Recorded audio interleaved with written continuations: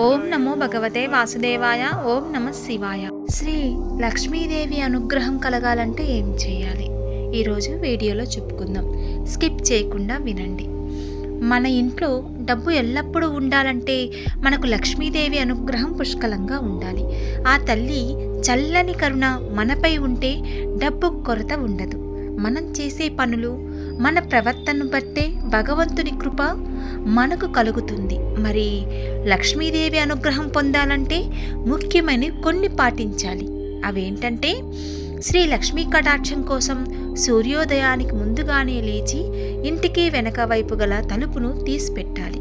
వెనుక గది తలుపును తీసాకే ఇంటి సింహద్వారం తలుపు తెరవాలి. మంగళ శుక్రవారాల్లో పంచముఖ దీపాలను వెలిగించాలి. ఇంటికి వచ్చే ముత్తైదులు పసుపు కుంకుమ తాగేందుకు నీరు తప్పకుండా ఇవ్వాలి.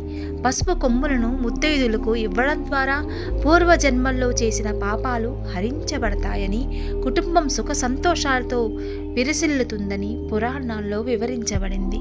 అలాగే పౌర్ణమి రోజున సాయంత్రం స్నానం చేసి సత్యనారాయణ స్వామిని తులసితో అర్చించి పాలతో చేసిన పాయసం, కలకండ, పండ్లతో నైవేద్యం సమర్పించాలి.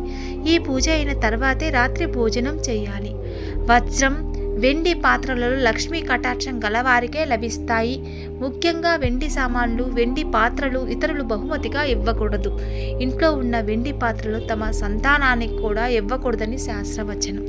అయితే ముఖ్యంగా అసత్యాలు పలికే వారి వద్ద, ఇతరుల మనస్సును గాయపరిచే వారి వద్ద లక్ష్మీదేవి నివాసం ఉండదు. ఇంట్లో వెంట్రుకలు గాలికి తిరగాడితే లక్ష్మీ కటాక్షం దక్కదు. బయటకు వెళ్ళి కాలును శుభ్రం చేసుకోకుండా ఇంటికి వచ్చే వాళ్ళ ఇంట లక్ష్మీదేవి నివాసం ఉండదు. తల్లిదండ్రులను లెక్క చేయని వారింట, గోళ్ళు కొరికే వారింట శ్రీ లక్ష్మీదేవి నిలవదు. లక్ష్మీదేవి అనుగ్రహం కలగాలంటే ఏమి చేయాలో ఏం చేయకూడదో తెలుసుకున్నాం కదా. ఈ వీడియో మీకు నచ్చినట్లయితే తప్పకుండా సబ్స్క్రైబ్ చేయండి, షేర్ చేయండి, కామెంట్ పెట్టండి. సర్వేజన సుఖినో భవంతు.